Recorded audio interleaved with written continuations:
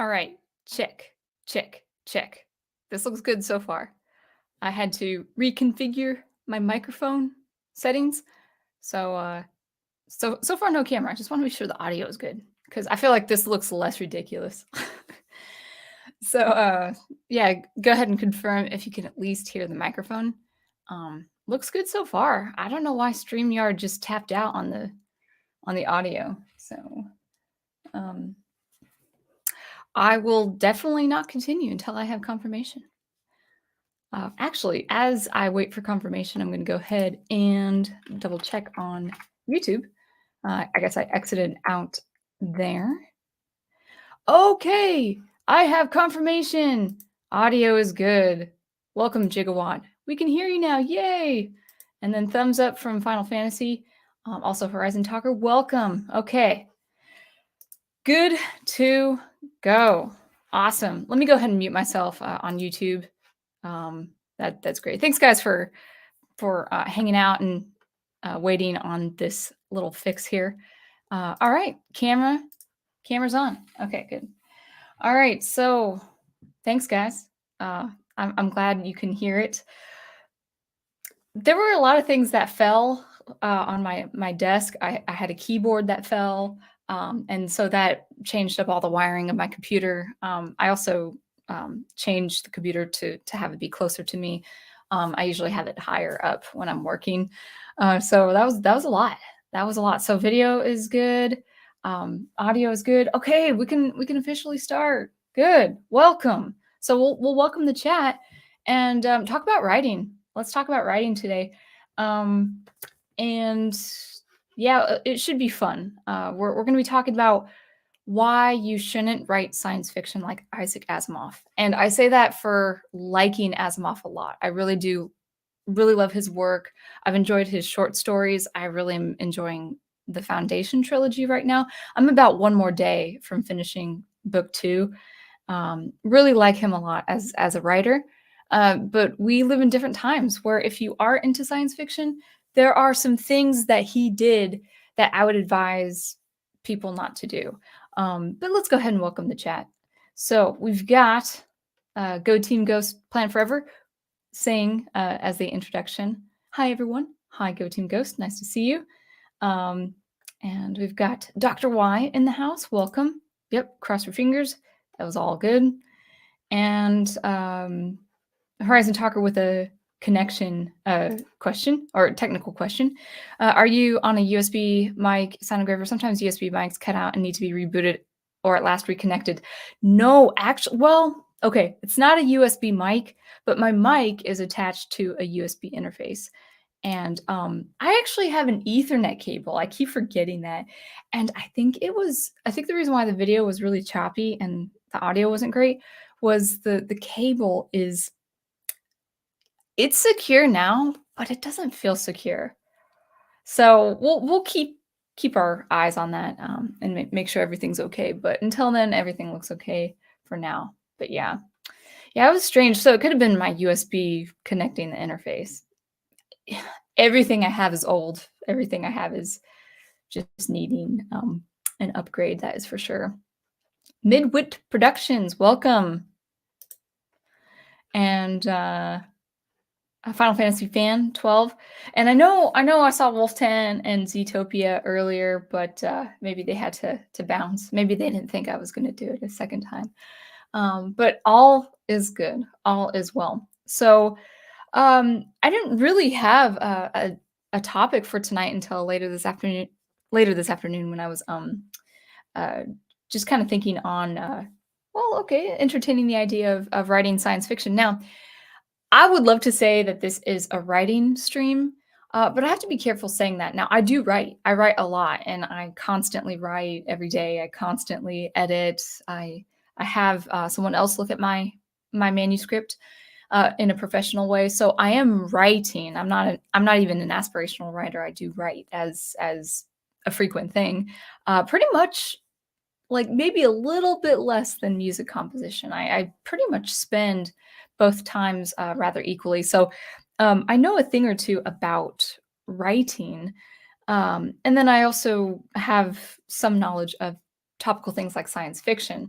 Now, anything I have to say about science fiction probably will be specific to science fiction, but I think I hope this video provides some insight for writers who are working in other genres as well. So even if even if you're working in something like a superhero comic or something that is urban fantasy or something like that, I think you can appreciate the classics.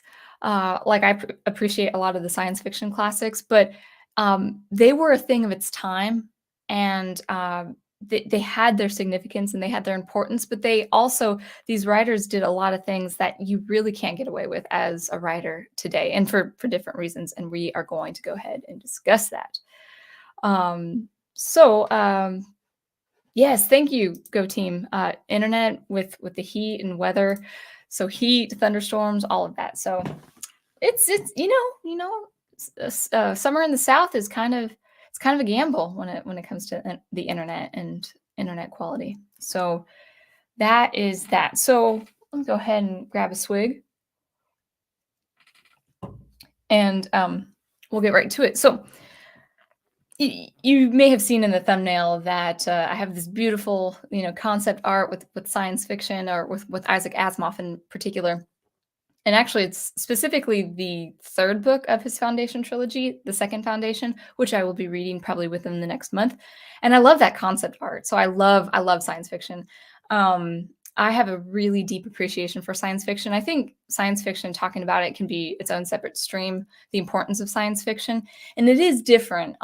The topic of science fiction is very, very different from something like space fantasy with Star Wars. Now, you can have elements of science fiction in something like Buck Rogers or Star Wars or something like that. But there's a distinction, and that the importance of science fiction comes in the way of explaining humanity. Now, I know people say, well, you can explain, humanity and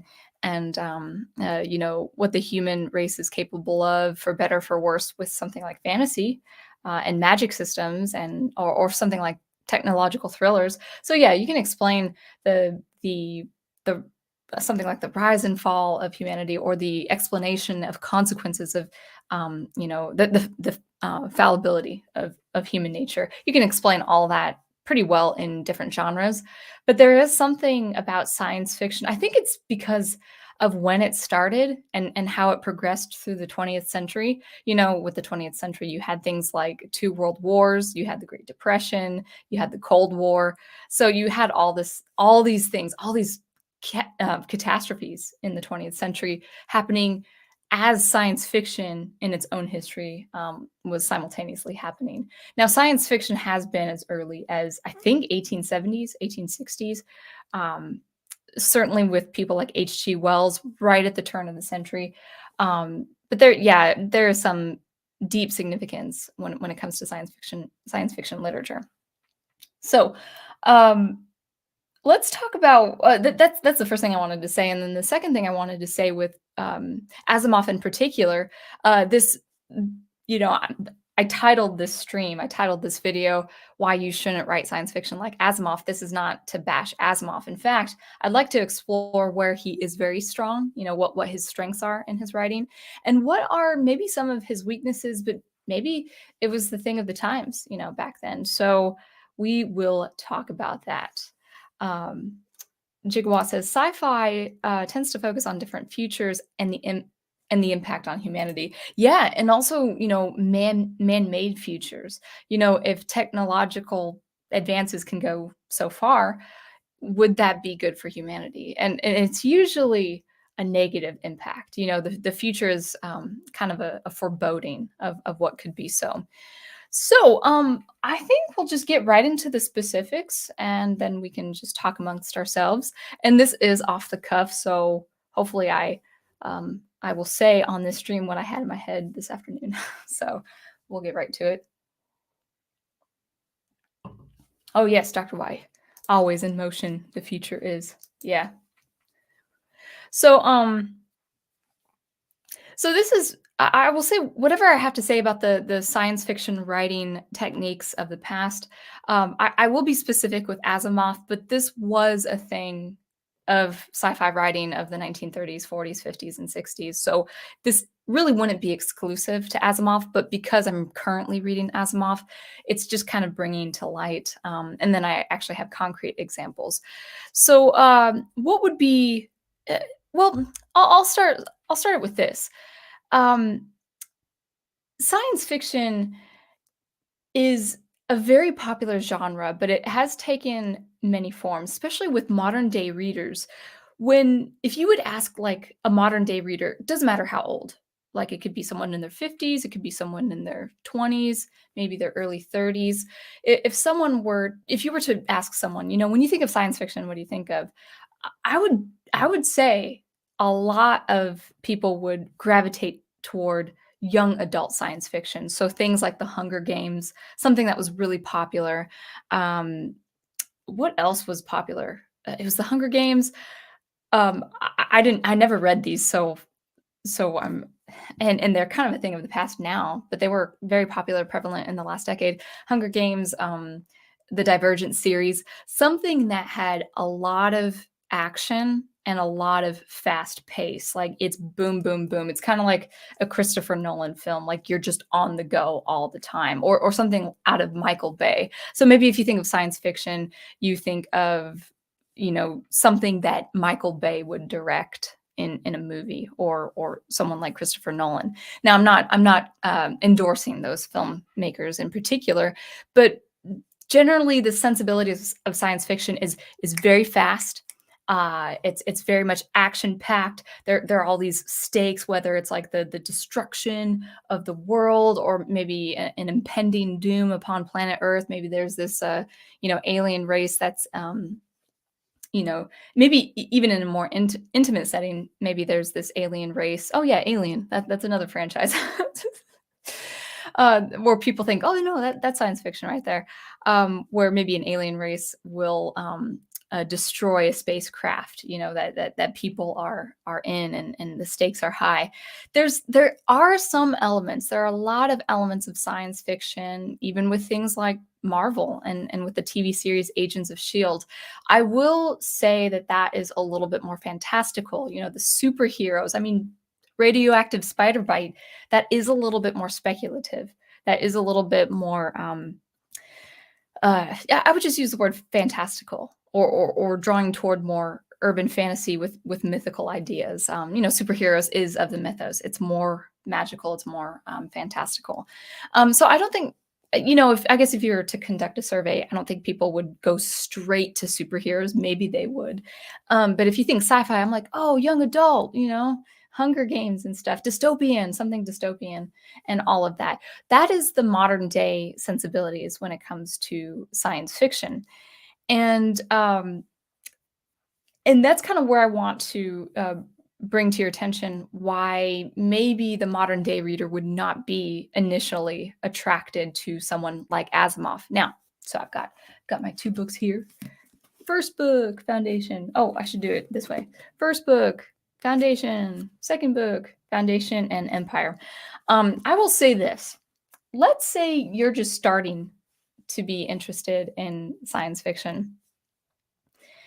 I would recommend Asimov as a go-to. I would recommend H.G. Wells for the earlier stuff, George Orwell, and Isaac Asimov, and Arthur C. Clarke. But Arthur C. Clarke, especially with his talking about space travel and stuff, it's pretty dense. Not in a stupid way either. It's really thick. But he's very good with intimate world building and introspection.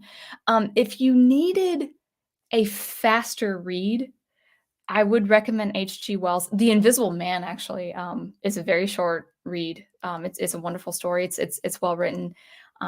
You get that old feeling, the 1910s and the 1920s, kind of the World War I time. But H.G. Wells is very fast. He's very classic. Like, it's kind of, I don't want to say it's like Sherlock, it's that kind of feel. It's really not, but you have that old, period setting that I think people today, as far as watching film, are very attracted to that Victorian look, or the turn of the century look. So H.G. Wells is a really good recommendation for a fast read with or faster, relatively speaking, a faster read that has very interesting science fiction concepts. He was a thinker of his time in the way of philosophy and space travel. Like, what would the distant future look like? I mean, it's you would think like someone in the 1880s would think, oh, something so spectacular and machinery and stuff like that. And then he went to the with his story Time Machine. He went to a place where I didn't expect. I'm like, whoa, well, but he was thinking ahead of what is ahead. Like, it really um, extensive mind. He had a very extensive mind. Also, Invisible Man. You know, the science. It's a little. The science is actually quite soft in the Invisible Man, but it makes sense. So, kind of like what the military was working with cloaking, like the science behind cloaking. Well, he kind of. I think he was one of the first thinkers, at least philosophically and artistically. He was one of the first thinkers to think up of that cloaking technology because of something like his story, The Invisible Man. I've never seen the movies, the adaptations of the Invisible Man, but I do. I think they're a little bit more. If I remember, I thought from what I could see, The Invisible Man, the film was a lot more of the Universal monsters feel, and The Invisible Man, it's tense. It's really tense, but it's not like gotcha kind of horror at all either. It ends really tense, but it's pretty awesome as well. So H.G. Wells, for modern day readers wanting to explore science fiction for the first time. Um, George Orwell, of course, with his philosophies of the dystopia. What would it be with an absolute regimental government? We all, of course, know the example is 1984. And then also Asimov. So H.G. Wells is pre-Orwell, I believe. They may have been. No, I think I don't know my dates correctly, but I think it's H.G. Wells, Orwell, and then also Isaac Asimov much later. Well, getting into the 30s, 40s, and 50s. So there is that. And I think 1984, I think, was published in the 30s, if I remember correctly. And the reason why I have to make these recommendations to people, to modern day readers, is, and by the way, this will all lead to why you shouldn't write science fiction like the classics. I'm kind of setting it up for you guys. But with Wells, with Orwell, and with Asimov, the reason why I recommend people who have never read science fiction before is why I recommend these three people is because there's a lot of science fiction out there that is um, really hard to digest. If you're talking about hard science fiction versus soft science fiction, so with hard science fiction, you're talking about like hard astronomy, space travel mechanics. Like, why would you travel in space like this? To what purpose? Like, real hardcore science where the science dominates the story. In fact, in some science fiction I've read, there is no story. It's just pretty much people existing in this world, and then it's all this really hard science fiction, or hard science rather, and no story. And a lot of people, understandably, now would not want that. Our culture today is fixated on story and character more than it is with world building and something like science. So I've read many days and many hours of science fiction that I actually don't think is very good or well written. Um, so you have like something like the hard science where it's just too dense, it's just too much information, there's no story and there's no character, there's no plot. There there's a concept, but there's no plot. There might be stakes even. Maybe, well, how would you survive on the planet Mars? But there's no real depth of character, or there's no real resonance when it comes to things like humanity. Okay. So again, that's why I recommend Wells, Orwell, and Isaac Asimov. Um, and I think there's a little bit more I can cushion with that. Yeah, actually, and then a lot of science fiction, a lot of popular science fiction is just not that well written. Now I can speak as a matter of preference. So, for instance, I've given this example, before, but, I really I'd probably have to read it again now that it's been about 10 to 12 years, and maybe I'd appreciate it a little bit more.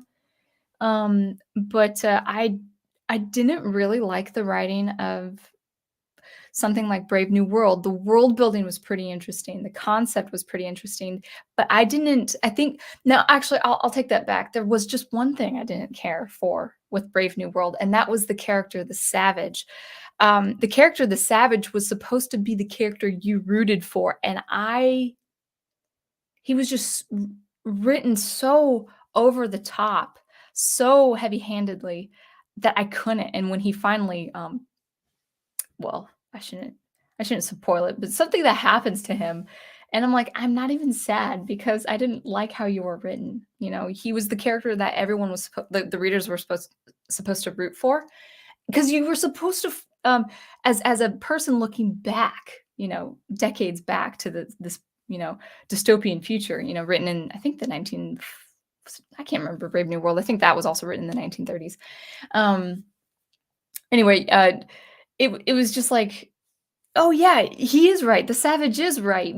He has a right cause. He has a just cause," but he's so melodramatic that I'm like, "I don't care. I don't care what happens to you." And when it happened to him, I didn't care. So there's science fiction out there that is very popular, something like Brave New World, that actually might not resonate with people because the way the characters are drawn out is just it's either heavy-handed, it's either melodramatic. The Savage was very melodramatic, and it's because he read a lot of Shakespeare before he tried to, rally up his cause. So because Shakespeare is drama, he had to, like, personify the I think he kind of personified Hamlet, or one of the tragic characters of Shakespeare, and I didn't like that. Um, Heinlein, for instance, is an author I can't get behind. His books that are 500 pages, it's kinda like Tom Clancy. No disrespect to Tom Clancy fans, but, I read one book of his that was, I think it was like 530 words. I'm sorry, I wish it was 530 pages, and it should have been 230. It's like, no, you don't extemporize, okay? That was with Heinlein. That was with, Robert, I think that's his first name, but Heinlein, with, A Stranger in a Strange Land. So fast reads for the modern day reader, I would say things that are easier to read, start with Isaac Asimov, and I'd probably start with his short stories. His short stories are great. And so if anyone's really interested in starting science fiction, just ask questions. I'll give you recommendations. One author I really did like both his stories. Uh, the Demolished Man, not to be confused with Demolition Man. Alfred Bester. He was a sensation, kind of like a science fiction sensationalist. He had very things happened really fast that were supposed to be really deep and have a lot of introspection and a lot of weight. But if you caught it, it would just like gut you. Now the one thing, his books are well, at least I remember having loved his stories. I will say, as a Christian, it's so it's so decadent, and there's a lot of language that is just not edifying for a Christian to read. So unfortunately, I can't really read his literature with a clear conscience because it's a lot of language. But I mean, if you can get past that, if you can get past the decadence of the culture and stuff like that. Speaking as a Christian, from if you are Christian or religious, it might be worth trying it once. But I say that is that he's very fast. He's very fast with like his anti-hero for the first one, the Demolished Man, is I remember exactly what that character is like even 12 years later reading it. I remember setting the book down and just being impacted for, um, 2 weeks. Like it was like a movie. Like it was like a really good movie that just kind of stuck with me. So I had to get past the language, a lot of the Lord's name in vain and stuff like that. But he was so forward with narrative and his plot and his pacing. The second one I didn't really care for as much, and that was Stars of My Destination. It was a he gets really crazy, with his he works in the anti-hero realm. These protagonists are not men you should root for. They're pretty vile, people that come to their senses in very visceral ways. So that's that. So anyway, let's go back to, Asimov. Mm, yeah, Horizon Talker. I found Heinlein and Herbert both very difficult to read. Yeah, as popular as Dune is, again, I can only speak for the first book because I haven't read the rest of the books. Um, it is a lot of expansion. It's not even exposition. I'm not talking about that. It's just a lot of information that just keeps moving out, and you kind of want it condensed, and you do want it to be resolved. You want it to I felt like with Dune, I just needed more depth between the characters, which is really weird to say because he did get pretty metaphysical as well. Now Herbert also wrote a story I would never recommend. I remember putting it down, and I think it was a short story. It was either a short story or novella, but it slogged on, and that was Destination Void. It's basically four astronauts bickering until a ship becomes sentient and then demands that the astronauts worship it. The last page was comical, but leading up to that, it was just all like four astronauts talking about science, tech, not talking, fighting, arguing each other, science, tech, and philosophy.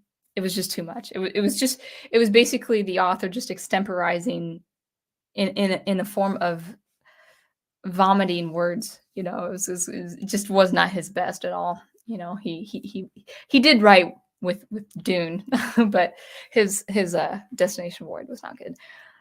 So science fiction in general, in the history, like in the 100-year longer, actually now 140 years, 150 years of science fiction now, and it really is a crapshoot, for readers getting into science fiction for the first time. Uh, and and that's why I would say Asimov is really the person to go. Asimov, H.G. Wells, and Orwell. Actually, to be honest, guys, you really like. I would recommend reading 1984 if you haven't read science fiction at all. But actually, Asimov as well, whether it's his Foundation series or his Robot series. I'm looking forward to reading his Robot series. Now, let's talk about the why you shouldn't write why you shouldn't write science fiction. So if you are a writer interested in science fiction as a genre, you really should distinguish yourself as a writer today in the decade of 2020. You really should distinguish yourself from a classic science fiction writer. So we'll talk about Asimov specifically. So and I guess we'll have to start with talking about his strengths. So we'll talk about where Asimov is really strong in, and then we'll talk about some weaknesses he also has because you can really you really can find uh bad things in good art as well, or just things that are not that great. And Asimov, actually, as great as he is, he does have some flaws in his writing. So we'll talk about the strengths first, um before talking about his weaknesses and kind of bringing it to, oh, okay, this is why I shouldn't write like him as a modern day writer in the decade of 2020. It's a 70-year difference, by the way. His stuff was really much serialized, from the 1940s and 50s. Now, like compared, that's 70 to 80 years from now, or not from now, from the past. So anyway, so where Asimov is very strong is concept and world building. And actually the two go hand in hand. So he's very good at working with engaging concepts. So in the way of creating this sci-fi analog of the Roman Empire, for instance, he really was the first to create create and expand upon a galactic empire.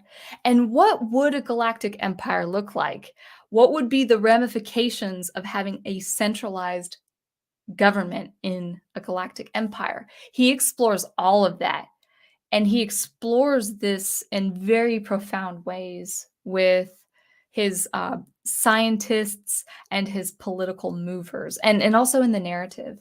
Like when he wants to make a point, when Asimov wants to make a point and to make a concept of his intriguing, especially when it comes to socioeconomics and politics, he really drives it home, and he does this very, very well. Where he tends to fall away, and this really is a thing of his time.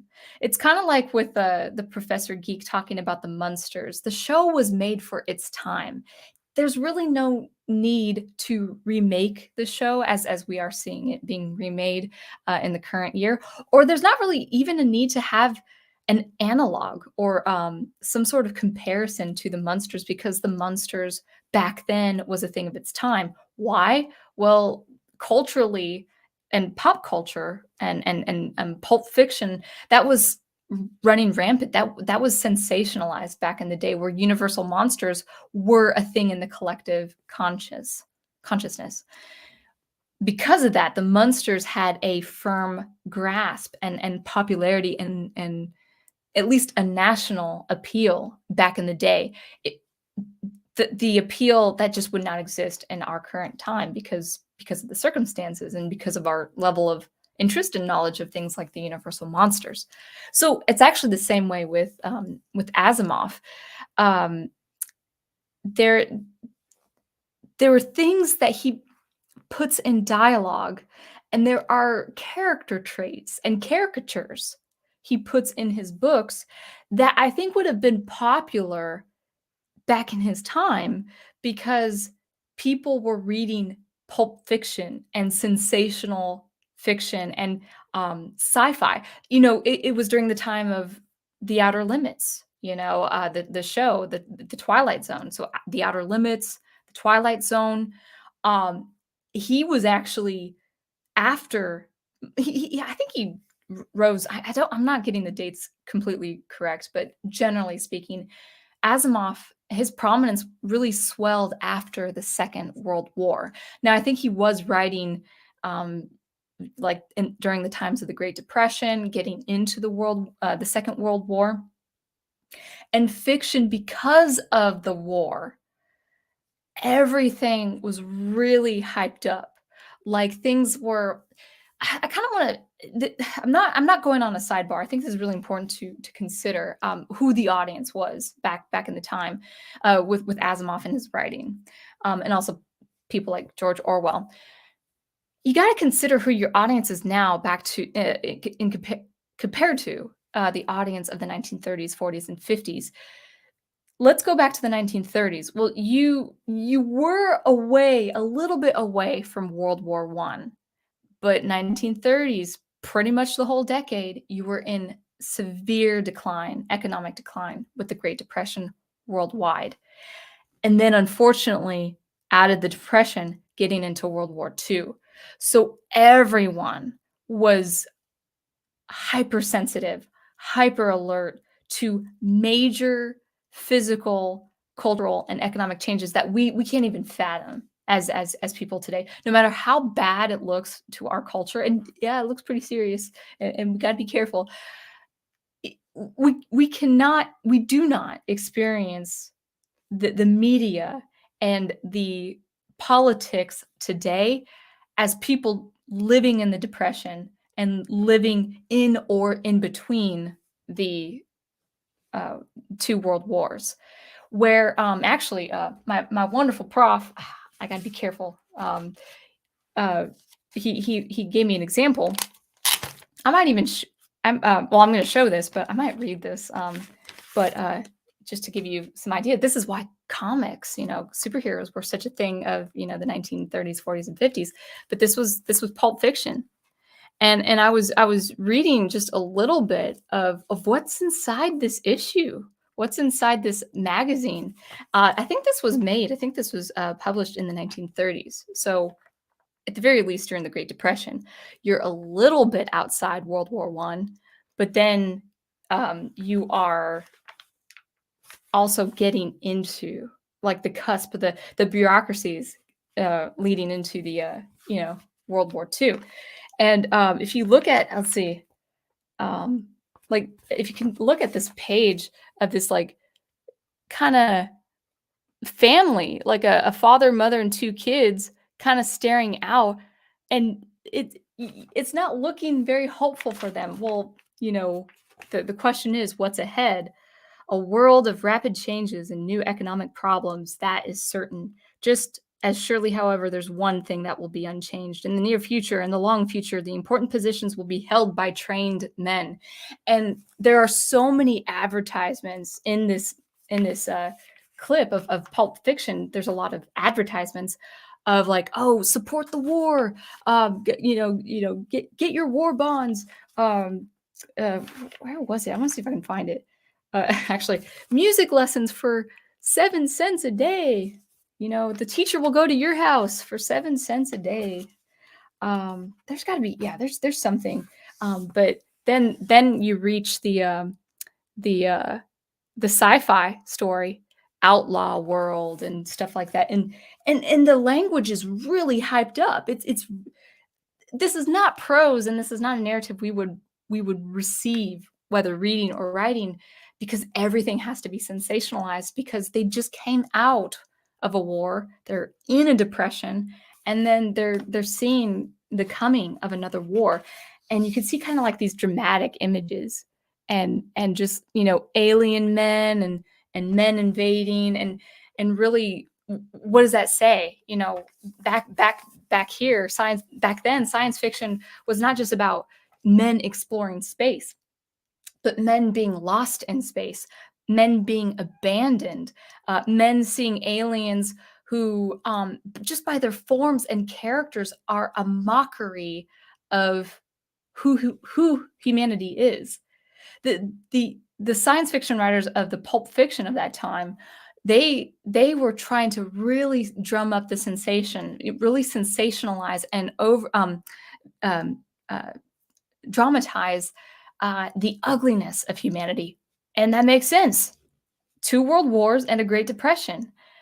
People are skeptical, and people are really nervous about the future. They're nervous about the future of their children. They're nervous about the future of their grandchildren, and they're not knowing what to do. So picture all of this, all of this now in the minds of someone like Isaac Asimov, where people would, those kinds of readers back then would gravitate toward Asimov with his political intrigue, his socioeconomic intrigue, and the idea of what a galactic empire would be, and the ramifications and the repercussions of such a state. The distrust, in humanity and stuff like that. People would gravitate to things like that with Isaac Asimov, also with his robot series. Like, what are machines doing? Machines were the thing to change the whole world in the 20th century. It seems like a long time ago, like 500 years ago or whatever, but it's not. It's like under 150 years ago. And so people also would gravitate to caricatures of people. So politicians would look really vain or really dense, like they would be so obstinate in their position, or maybe they would be so meticulous, like they have to have every single square of paper completely smoothed, bookkeeping, everything's in order, everything is bureaucratic, everything is really meticulous. It actually kind of sounds like me, to be honest, with my slight OCD, but I wouldn't like rub that on other people. But yeah, politicians being very like, oh, I have so much of this stuff to do. I can't waste my time with you investigating something that would be an actual threat. Things like things like caricatures of ridiculousness like that, where people in the 1930s would be like, oh my goodness, that's bureaucracy, or that's that politician, yeah, they're like that and they're not caring for this situation and stuff like that. And it would be it really would be like a play. It would be like a comedy. Like some of these politicians in these two books are actually so over the top, so heavy-handed because of the sensational pulp fiction and reading sensibilities of the 1950s and previous to that and a little bit after that. So, using that example is, well, we can't really do that anymore. Gotta keep this pulp fiction because the pages are really, really delicate because they're so old and they're of a cheaper substance. So thank you, Prof, for that example. Actually, you know what? I mean, I might open it up again, but I just want to make sure this is. He also has some fantasy. I didn't bring in the fantasy one, but that was the space pulp. So modern day readers, well, they really wouldn't have these sensibilities. They really wouldn't have this kind of hyper-reactive response to hyper-reactive characters or caricatures because, readers, as much as people bemoan, oh no, what's happening? Oh no, it's chaos, it's awful, and stuff like that. It's like, well, no, you haven't lived through what many people, what the world lived through in the 1930s, as far as the first world countries. And so it's not advisable to write very melodramatic politicians, for instance. I know they explored that probably to some extent with the Hunger Games, but you can't really do it without it being a trope. You got a little bit of that with Harry Potter too, and in the fantasy world of Harry Potter. Because yeah, you do want to mock and make fun of bureaucrats and admin, the administration, and whether it would be like in the form of a parliament or like officials at the White House or something like that. You can only go so far before it gets a little bit like a trope, a little boring. And um, so when I read Asimov, sometimes I'm like, Asimov, this is like, okay, this politician here hates Democrats. I don't care. I want to know who this Enigma character is, for instance, and we'll talk about this Enigma character a little bit later. Not on this stream, a separate stream, where I'm like, as a modern day reader, I don't care about the little caricatures of these politicians. We all sort of have a general idea of what bureaucracy looks like, or what um, officials would look like, or like a police force or something like that, or military. We all have a general understanding what that looks like. We don't actually, as me as a science fiction writer, I don't need to bother with little quirks and caricatures like people in the 1950s did, like writers in the 1950s did, because we don't read sensational pulp fiction. Well, not a lot of us, but that was a popular thing. That was like an on-demand thing in the 1930s, 40s, and 50s. So that's an example of why you really shouldn't write like why you shouldn't write science fiction like Asimov, is because the sensibilities of your readers today are vastly different from the sensibilities of his readers back in the day. You got to like know what your readers want. So, what do your readers want? Let's talk about that. Actually, let's get to the chat. I haven't been to the chat in a while, so let's try that. Hopefully, I'm making sense. I'm like going off the cuff, and I'm trying to like remember all these examples. So let's see.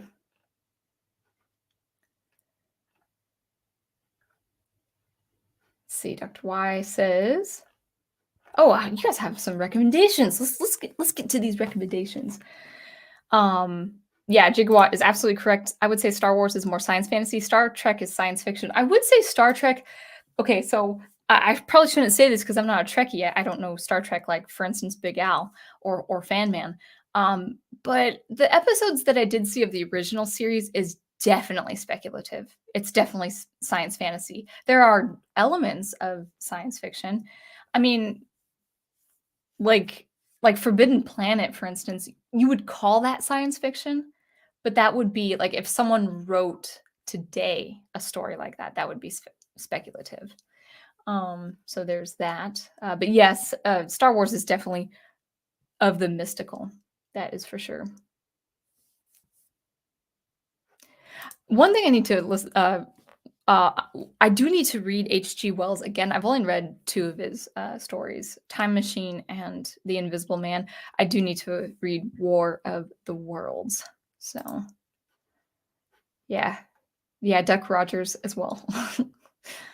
um, let's see. Horizon Talker says, don't forget Edgar Allan Poe for the near future sci-fi writer and even the urban fantasy. I can see that writer. Poe has a few short stories that begin many of the tropes and is worth reading. Yeah, and the professor is an Edgar Allan Poe fan for sure.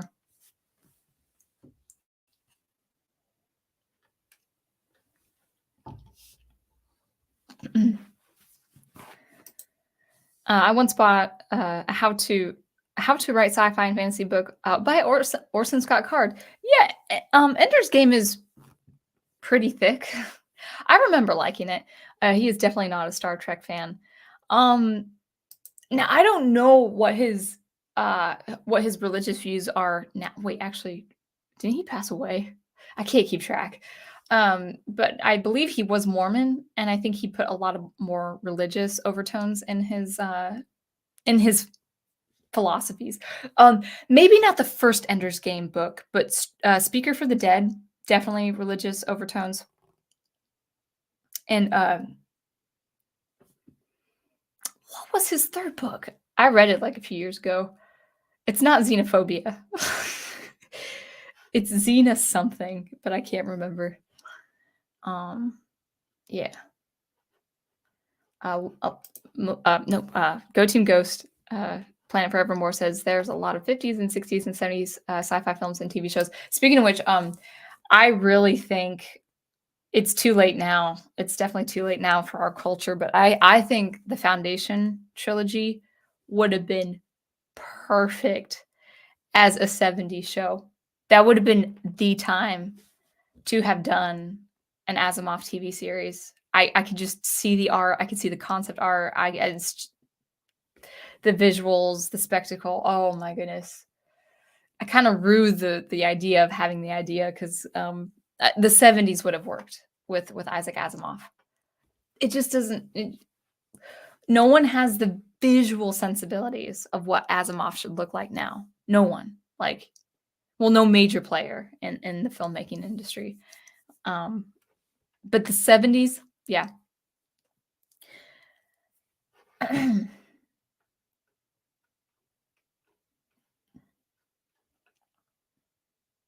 Yeah, I would say zombies are a little bit more fantasy.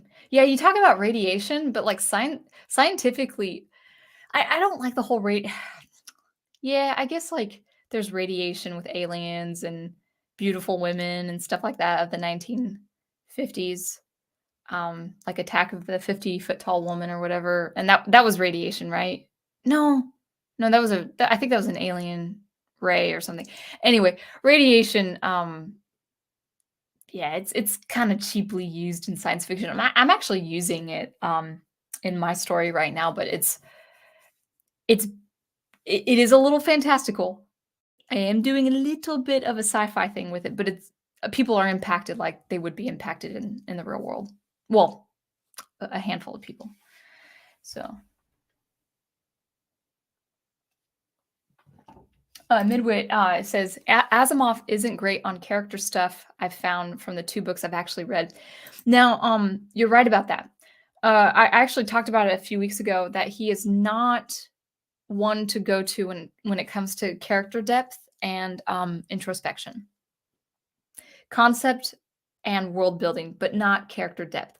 Now, there is a female character that I'm that's moving the story along, and he's concentrated on her a lot more. She's a new bride. She's a bride of this foundation man, and this is when foundation is just at the is at war, and now there's this sudden fall, this mysterious fall of the foundation. So it's the story is picking up where they are on the run. They're investigating, they're exploring. They've got a mysterious person, cargo, and he's finally like this couple, especially with this one woman. He's finally exploring not so much introspection, but a lot more depth to a character. He's as much as I love his characters, they have personality, but they don't have depth. And that's another thing too, is like for modern day readers, you can't just go on personality alone. You have to have depth. You have to have introspection. You have to have emotional stakes for your characters. I like Asimov with his stories, but there's not yet. I think there's going to be more of that coming. Maybe, I'm not sure. But his first book, I love the personalities and the political movers of the first book, but there's no depth. There's no introspection. There's no inward scale.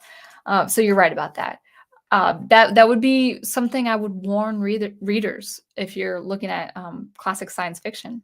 And I'm not talking about television or movies. I'm talking about books. Horizon also affirms the only character he ever really explores in any depth is Elijah Bailey, and even then he's not that great. I would say not that great as far as introspection. I actually think personality is something that can move the plot forward, but it has to be both. You have to have someone's personality and introspection. Yeah, get 7 likes on the stream. For whatever likes you liked on the last stream that didn't work, you can do this one. Oh, Dig Outlaw is here, sci-fi writer. So yeah, we're talking about science fiction. Hopefully, you're enjoying that. Midwit also says reading old comics that didn't get digitally remastered by the big companies is really a time capsule. Yeah. I mean, I showed you that cover for sure. And Zootopia is back. Wonderful.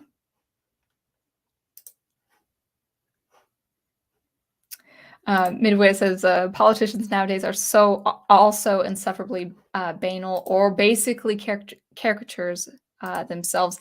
You know what, though? I don't think it's just politicians. I actually would say a lot of just celebrities. I got to view just before our stream.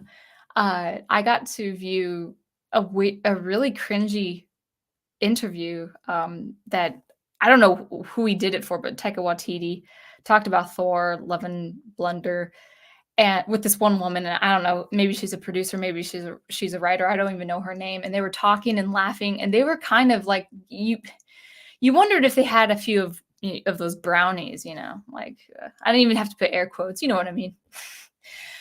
He was really silly, but in a stupid way.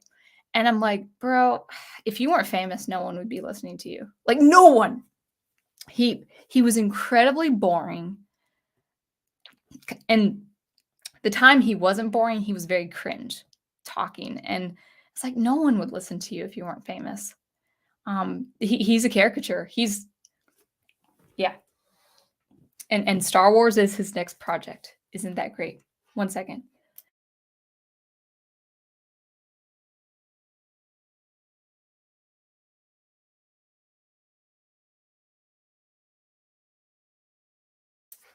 All right. Comic skaters in the house, welcome. Need to read more Poe. Hey, it's getting to be that season, right? September, October. Midwit says, I know that most religious people would deem Star Trek sanctimonious with their treatment of religion. Deep Space Nine was the exception since that show liked to challenge the TNG Next Generation on a lot of things. Yeah, I'm not. To be honest, guys, I really don't know Star Trek. Like when I was talking about science fiction a few weeks ago, I was like, guys, I'm going to be talking about literature, not so much television.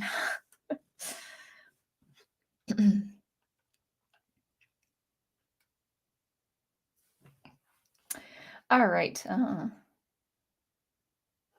Horizon Talker says, I find attempts to move zombies out of the realm of the supernatural to be unconvincing. Yeah. You mean versus, oh, it's sci-fi.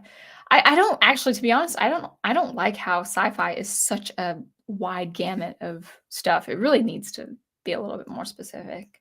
Specific.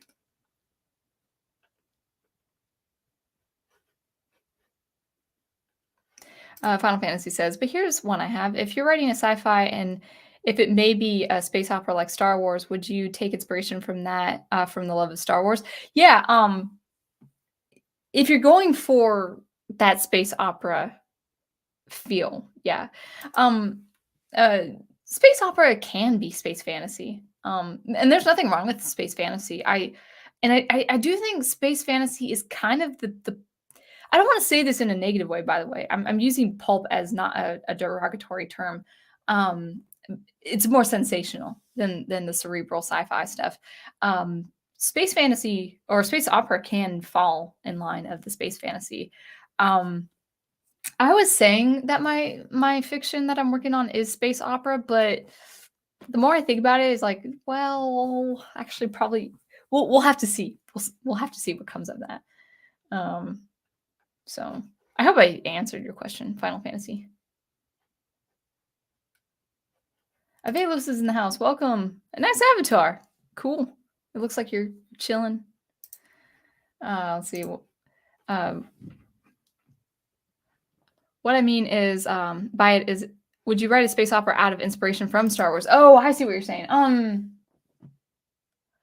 The only thing I could see being inspired by Star Wars, just as a general proverbial you, I'm not speaking for any one person or me in particular, is the mythical element of it, which is the whole, good versus evil, light versus dark. I mean, the prof was saying, Professor Geek, when we hang out, I'll do my run of Final Fantasy retro gaming, and then he's been doing the different games of the Kingdom Hearts franchise, which I really have loved.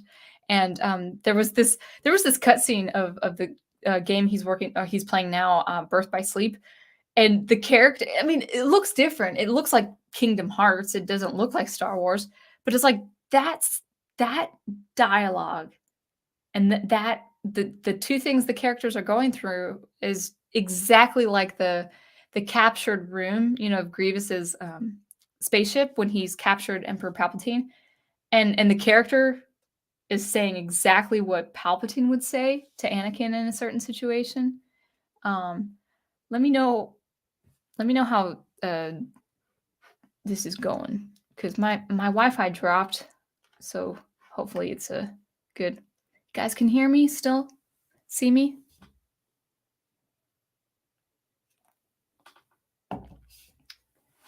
I do have my Wi-Fi on my phone, Prof, if you want to message me. All right. I guess I'll continue. I'll continue talking. Okay, Wi-Fi. I mean, I'm on the Ethernet cable, but like I feel like the cable's kind of tugging out of my computer, so that's why I'm okay. We could still hear you. That's good. Sweet. Awesome. Cool. We good. Thanks for the confirmation. Let's continue. Horizon Talker says, part of the weakness of the characters in Foundation was Asimov's age. He wrote it in his early 20s, as I recall. Yeah, when he first wrote the stories, he would go, I think he put it through a magazine. So it was like a serial fiction. He might have fleshed it out in novel form a little bit later. I'm not really sure about the history of that. Is Taika Waititi is the most overrated storyteller not named James Gunn. I mean, I don't know about James Gunn other than Guardians of the Galaxy, right?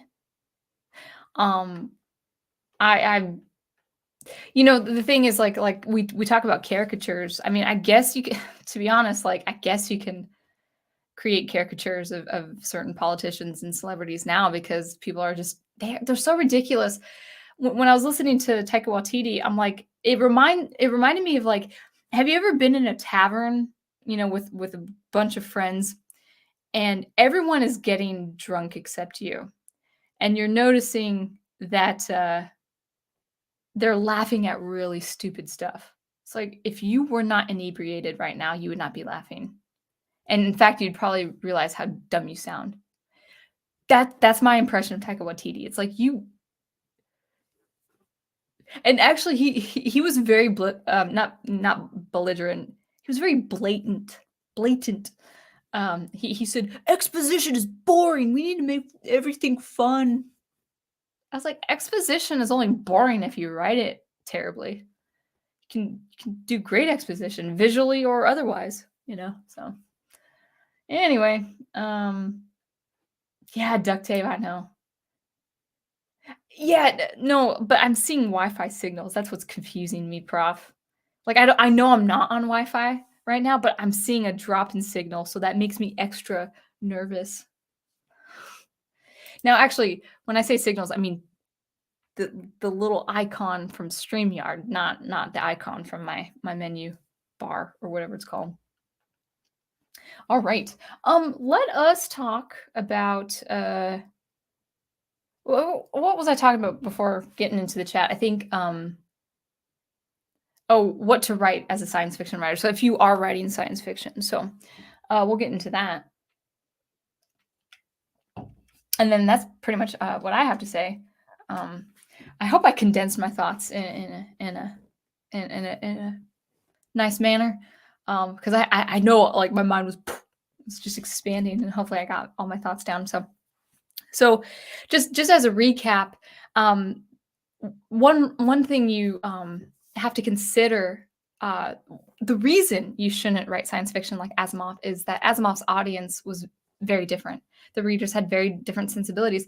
Really, when he started publishing, they had radio, they had movie theaters, they would have movies on the television, but not inundated like we are. You know, we have so many options when it comes to visual entertainment and film and television and all of that. We can go to old DVDs, we can go to old movie classics, but they, of course, had, you know, a movie production was a huge thing back in the day because it just it was a big deal. You know, it was an event. You know, a movie, especially a well, we call it blockbuster now, but that was an event back then, and so people would. You know, they would go to their nightly radio dramas and stuff like that, and they would tune into the radio and stuff like that. So they needed that kind of like almost cartoonish sci-fi reading or pulp fiction. It could be contemporary fiction of that time, pulp fiction, science fiction, westerns. Forgot about that. Westerns, mysteries. You know, so things were really uh, just written in a very really to suit the sensibilities of that time. You know, the war torn sensibilities. In fact, actually, I meant to look at that Pulp Fiction magazine, but it was there were a lot of different ads on this magazine issue that was titled "Post-War This," post-war job search. You know, I mean, they were thinking about the war constantly, and so the writing and the entertainment of that time is going to be very, very different. What's one example of that? Well, people, Asimov and his contemporaries could get away with over the top, heavy handed caricatures of people, where today we've got all the cartoons we need, we got all the drama we need. So we actually gravitate more toward realism and characters that are much more relatable. Now, I do think we're on the opposite side of the spectrum now, where people are saying, we gotta be so realistic. That's wrong, actually. We do need some sensation. For instance, what's the one example we go to for too much realism? Well, Christopher Nolan's Chicago, Gotham City. It's like, no, that doesn't look like Gotham. That's not Gotham. It's Chicago. And so I think we gravitate way too much to too much realism. We do need to escape. We do need to get break away from the mundane. So on the one hand, in the 1930s, it was nothing mundane because everything was chaotic and uncertain. Now we're too much in the mundane, where, oh yeah, Batman has to be like me. No, stop it. He's not like you, and he ain't gonna be like you. So yeah, go like you work with realism in a good way, but also don't don't be too extreme. Like for me, I love science fiction because I don't like contemporary fiction. I don't want to follow a 19-year-old going through social issues. I just don't. I find that crazy boring. I'm not saying readers should find that boring. If you like that stuff, then that's great. But like I don't I love going to different places in science fiction. So that's that again, that's why you shouldn't write science fiction like Asimov. You have different sensibilities now for your readers. So I'm going to grab one last swig of water and say what people are looking for.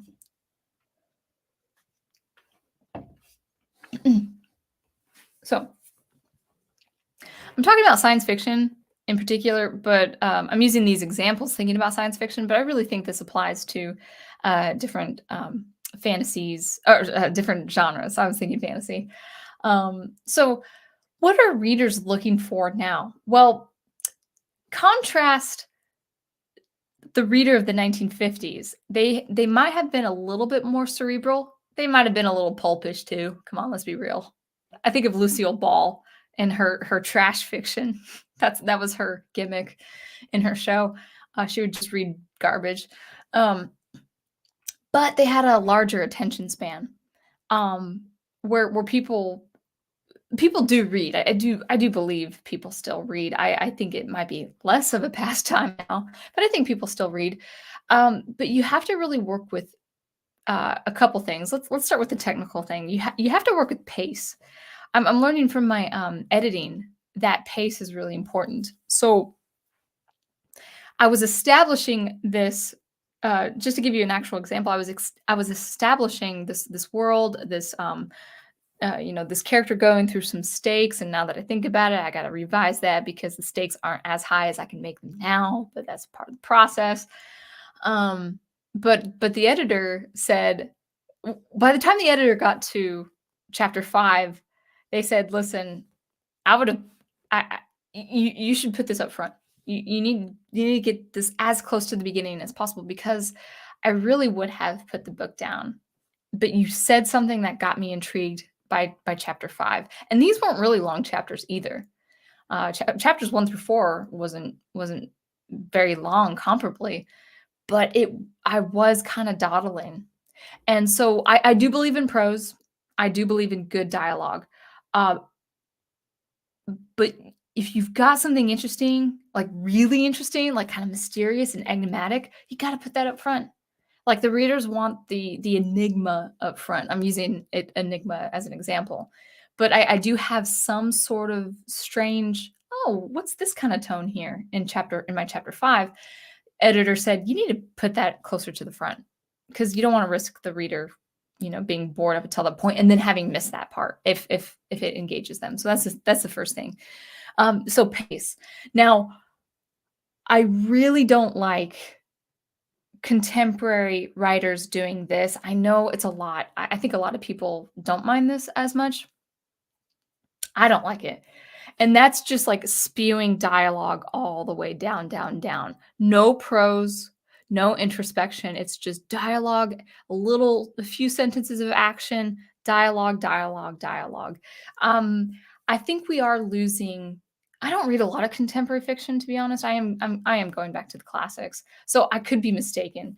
But the stuff I had looked over, like maybe going on Amazon and purchasing something before, like how you read the sample pages, and I'm like, it's either too much prose and introspection or only dialogue. Like there's no middle. There's no good middle ground. Have both. And this might be just a preference, but I don't prefer straight thriller action. So for instance, let's say an action scene takes place. Now this is a book I'm talking about. This is a novel format I'm talking about. I'm not talking about comics. I'm not talking about the visual media, but like when it's action immediately and then the main character who I know nothing about looks on in horror. I'm like, well, why? I don't care about you. I don't even care that you're terrified. I know that sounds callous, but why should I be caring about you? Like, what if the writer rather just killed you off? I don't want to invest in you until I know you're worth being invested in. And so you don't want to, like, well, at least for me, this is my preference. when the pace is too fast, when it's just action and spewing dialogue, and there's no people, even in a war zone, people are not understanding the stakes. So, like, if you are in a war zone, maybe your character is, thinking not only about his wife at home, but then thinking about all the neighborhood, and then all the all the districts, and what this means for a certain city, or and why is that important for that city. Really raise the stakes, and get into the mind that way. So pace is really a thing to consider with modern day readers. you I will say Asimov in some of his chapters, very slow, very slow. Not probably slow for the 1930s reader, but for the 2020 reader, very slow. I have patience, like, I have tolerance. I actually, if I know the story as a whole is good, I will actually work through the fat, the unnecessary fat, because I have patience for someone like Asimov. If it was just that, I wouldn't. I would put the book down.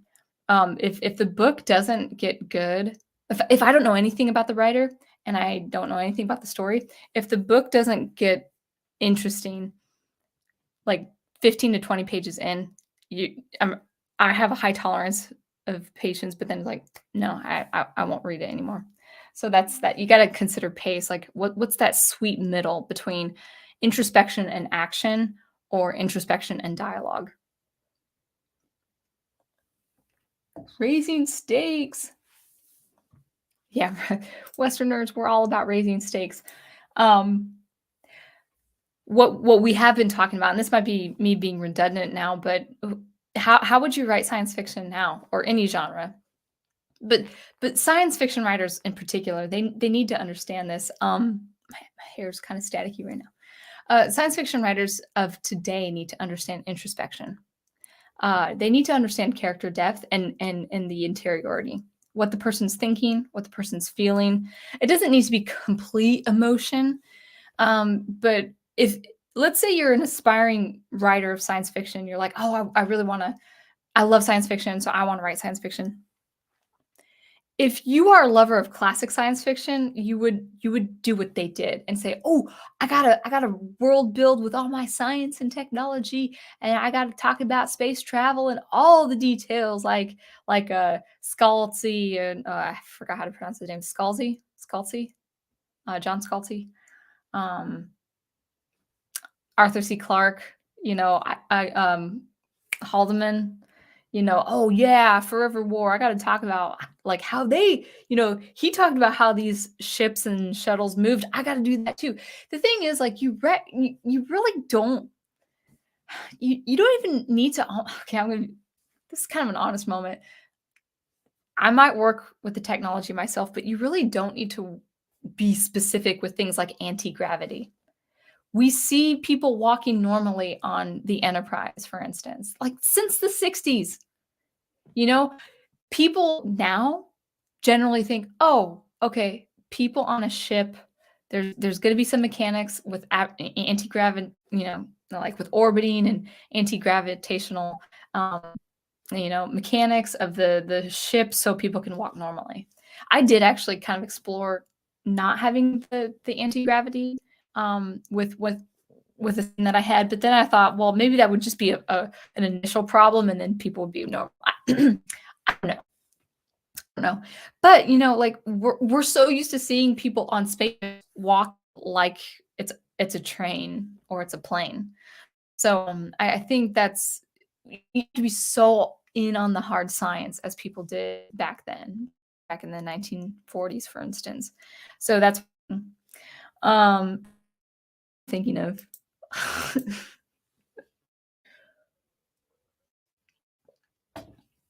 So don't for science, don't be so bogged on the science. Really, I know science comes before fiction, science fiction, but science fiction today, for modern abilities for your readership, is fiction.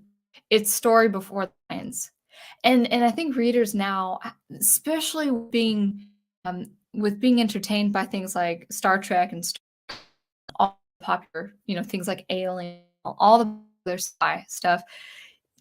They have the imagination. Oh, okay, I accept that. Unless it's something completely outlandish. Where did that come from? Um, but you don't have to like back then. Even people like, well, actually, not really, very, but contemporary actually had to explain things worked. They had to explain of metal. They had to explain hence so you can survive how the construction so you can survive Venus, for instance. You don't anymore for modern day science. Uh-oh. Oh no. 1 second.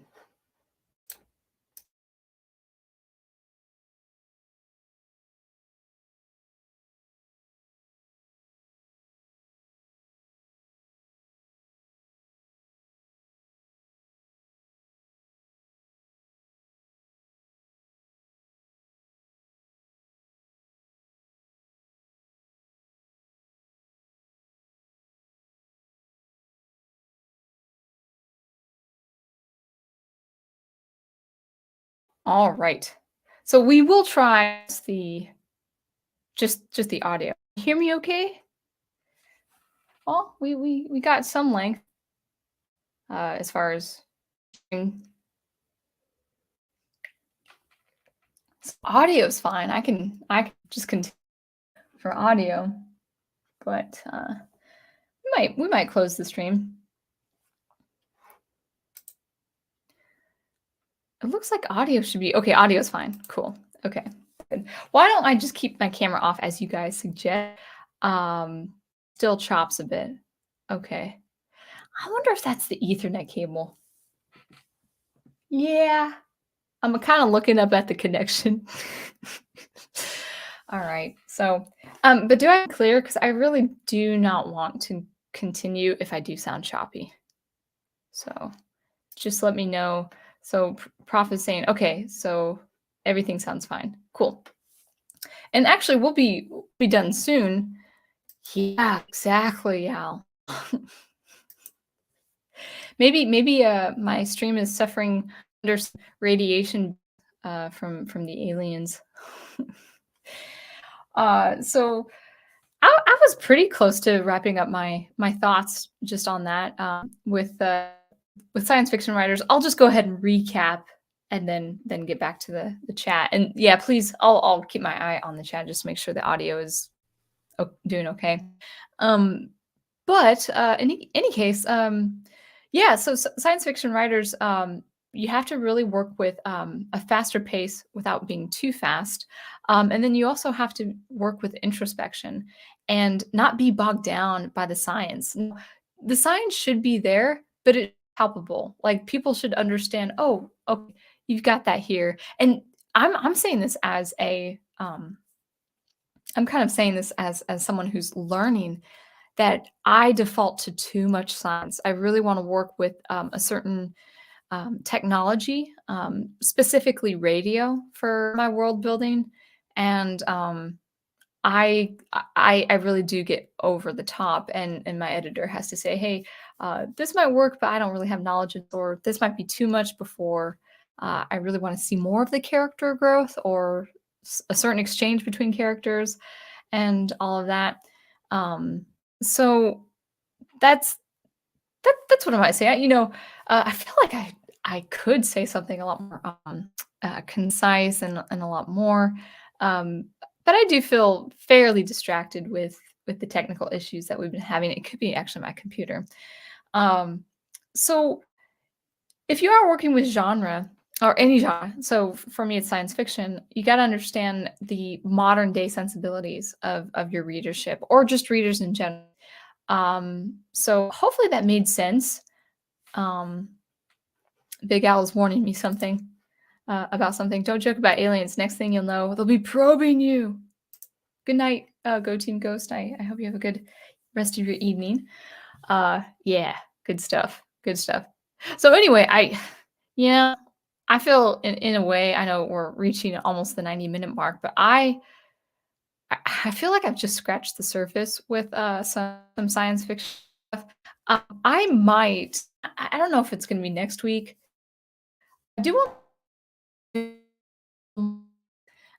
first one I'm thinking of is how to write an enigma of a setup mystery with a character, and it was sort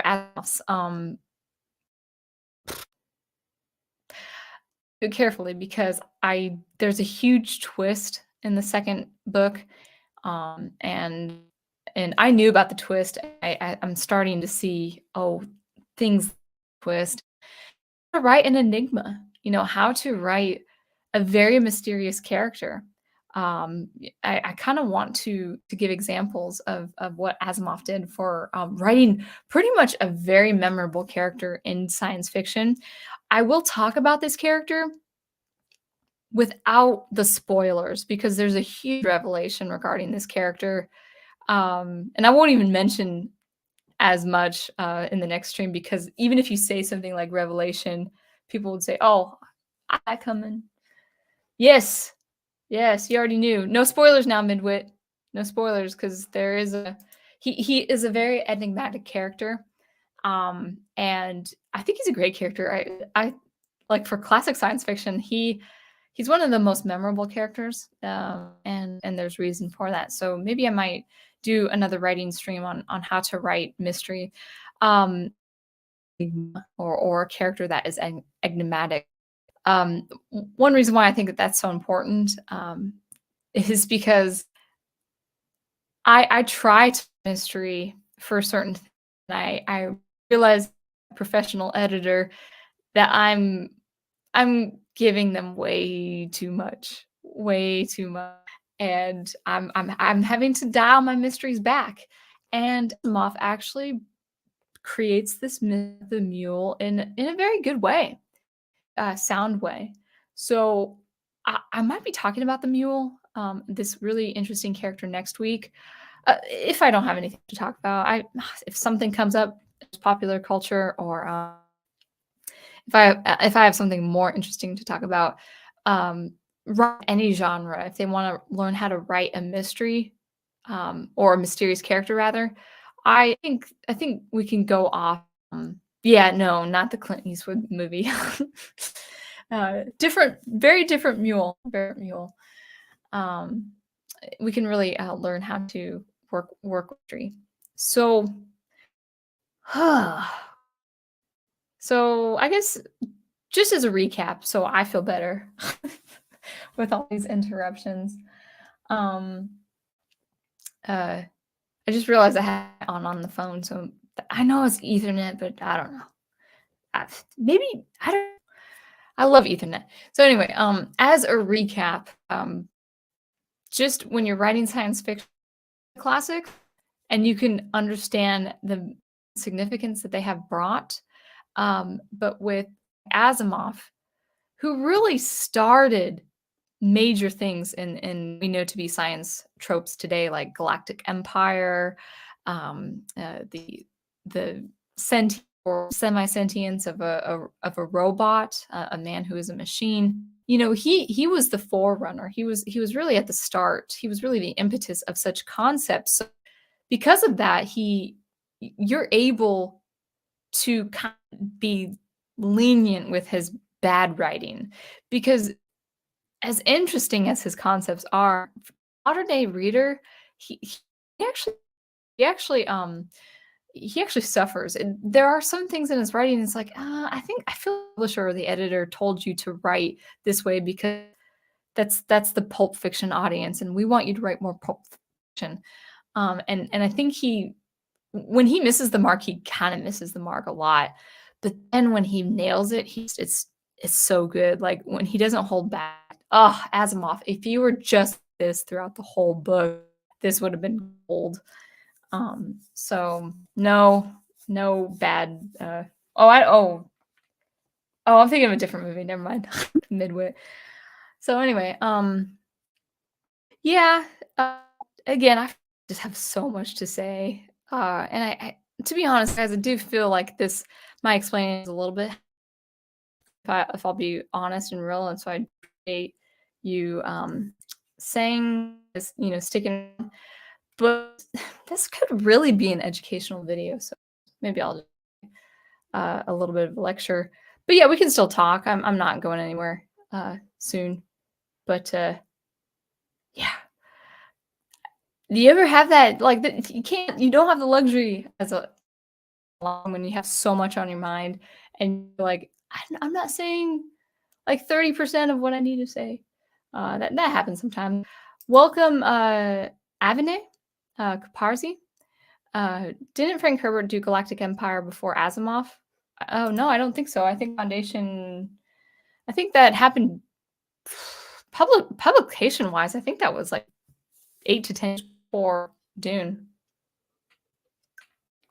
I see, but even so, his short stories were, the Foundation setting. I think was earlier than the 1950s. The novel I think was in the 1950s, but actually Nightfall. I'm going to look at Nightfall real quick. Nightfall, Asimov. I wonder when Asimov wrote Nightfall. 1941. Go. Yeah, so Nightfall is a great short story, and that's kind of dealing with his galactic. It's Empire. Oh, do Galactic Arab? I don't know. Now I want to check. Let's check. I think Asimov was the first one. Freedom and Empire. Frank Herbert. And I can't really find it. Looks not sure. Yeah, I'll have to check that. But I do think Asimov precedes that kind of world building. Precedes Herbert for that world building. So yeah, I think that's it. I would talk more about science fiction, but I think as it is getting late, I'll cut off right at the 90-minute mark or the hour and a half mark. But yeah, Nightfall is great. I read it as a teenager, and it was eye opening. Yeah, I read it on a lunch hour, and I was like, I walked back in my work, just mesmerized, and my supervisor said, "Hey, Michelle, what's going on?" And oh man, he's like, "Are you doing all right?"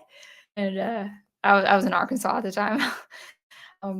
And I said, "Yeah, I just read a really good short story, and I can't really get out of the funk. I better answer some phones or something." It's really good. It leans closer to the politics of Italian rather than the state of the allegorical Rome of Foundation. Nightfall or Empire? I don't know. So anyway, though, even though it was primarily science fiction, I hope you guys, as far as you writers out there, take just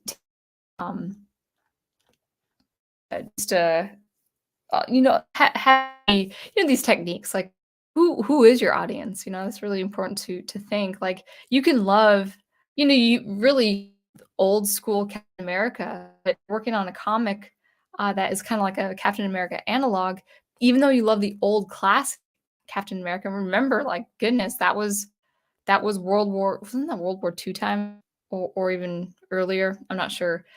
Dune, thank you. You meant that. That a different. That's going to be a different appeal back then than it is now.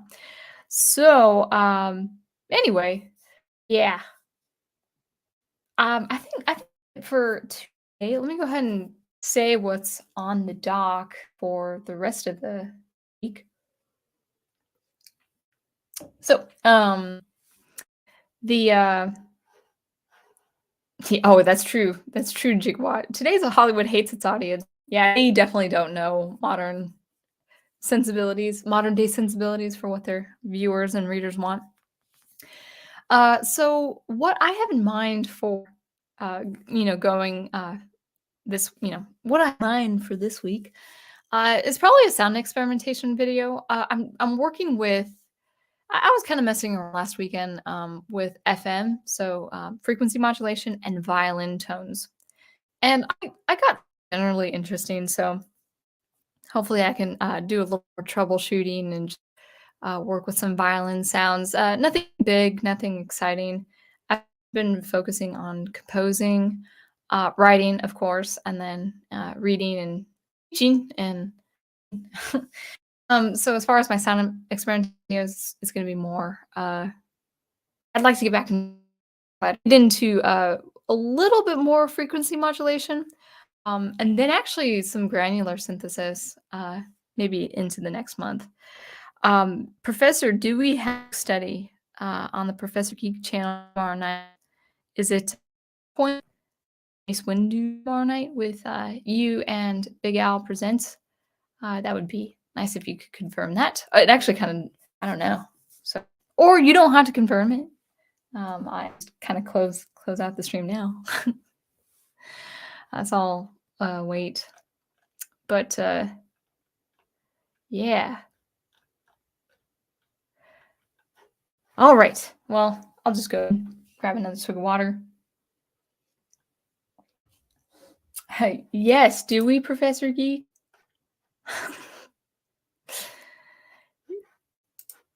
Or is it grading again? Okay. Well, we wait for Geek to answer. I'm going to check out my text because I realized I left the Wi-Fi on. Yeah.